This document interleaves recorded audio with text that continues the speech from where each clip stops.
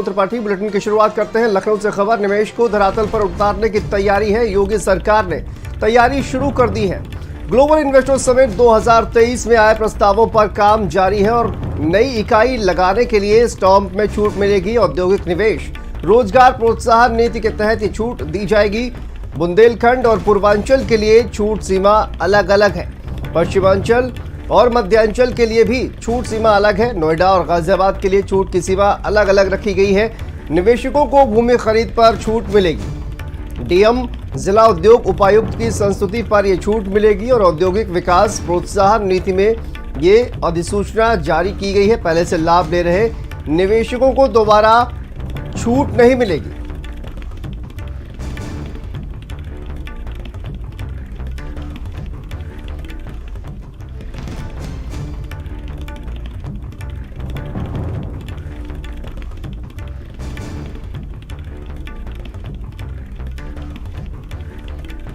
तो देखिए, औद्योगिक विकास और प्रोत्साहन नीति में अधिसूचना जारी की गई है। निवेश को धरातल पर उतारने की तैयारी। लखनऊ से यह अहम जानकारी सामने आ रही है। योगी सरकार ने अब इसको लेकर तैयारी शुरू कर दी है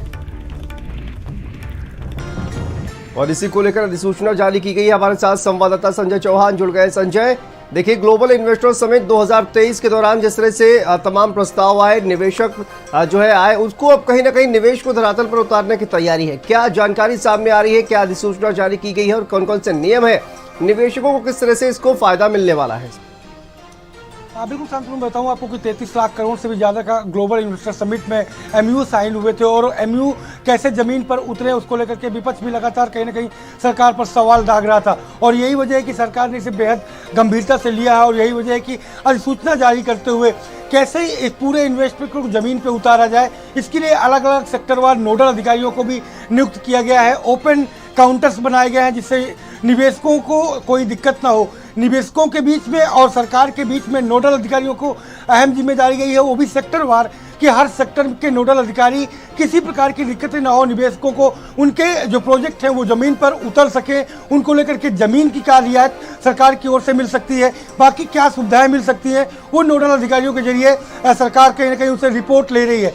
यही जो स्टाम्प में छूट है उसको लेकर के भी अलग अलग सेक्टरवार छूट का जो प्राविधान है वो रखा गया है। चाहे बुंदेलखंड की बात करें, मध्यांचल की बात करें, पूर्वांचल की बात करें, पश्चिम की बात करें या नोएडा गाजियाबाद, क्योंकि सेक्टरवार अगर बात करें तो सबसे ज़्यादा पश्चिम को ही इन्वेस्टर समिट में जो एमयू मिले थे वो सबसे बड़ा रिकॉर्ड पश्चिम के क्षेत्रों का जो जिले हैं उनको मिला था। उसके बाद पूर्वांचल का नंबर था, लेकिन सबसे बड़ी बात यह है कि बुंदेलखंड जो अछूता रहता था विकास के एजेंडे से, वहां पर भी अच्छा खासा एमयू जो है वो साइन हुआ था। तो करीब 1,500 करोड़ से ज़्यादा का इन्वेस्टमेंट सीधे बुंदेलखंड को जाता है। तो ऐसे में वहां पर भी किसी प्रकार की निवेशकों को दिक्कत ना हो उसके लिए भी नियमावली बनाई गई है।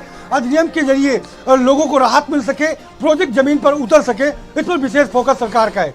शांतनु। बिल्कुल संजय, और देखिए, बात अगर की जाए अलग अलग क्षेत्रों की तो अलग अलग क्षेत्रों में अलग अलग छूट जो है वो दी जाएगी।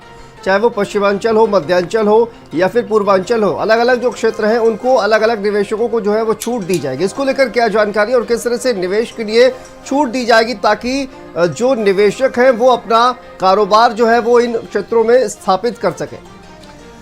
बिल्कुल, तमाम निवेशकों को और सेक्टरवार साथ साथ जो जिस क्षेत्र में काम कर रहा है, जिस क्षेत्र में उसने एमयू साइन किया है, चाहे फिर ओडीओपी का मामला हो या फिर कपड़े के उद्योग का मामला हो या डिफेंस को लेकर के मामले हो या फिर मेडिकल के क्षेत्र में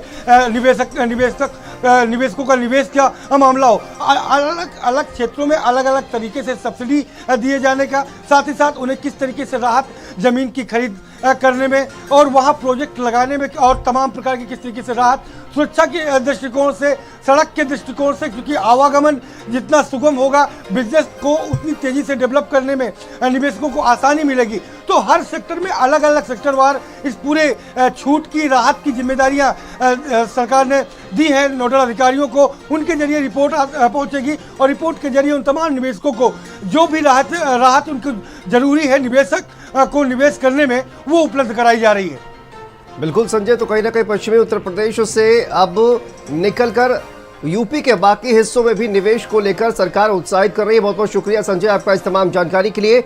आगे बढ़ते हैं, रायबरेली से खबर है। सपा प्रमुख अखिलेश यादव